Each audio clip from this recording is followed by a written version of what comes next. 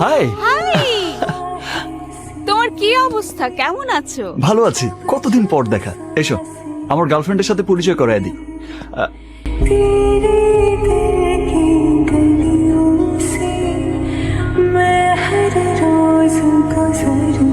নিতু, নিতু, নিতু দরজা খুলো প্লিজ। নিতু দরজা খোলো, নয়তো আমি জেরে শুট করে দিব। নিতু, নিতু।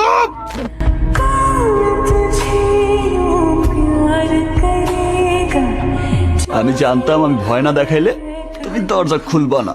তুমি আর কোনোদিনও আমাকে এভাবে ভয় দেখাবে না। আর যদি কোনোদিনও তুমি আমাকে এভাবে ভয় দেখাও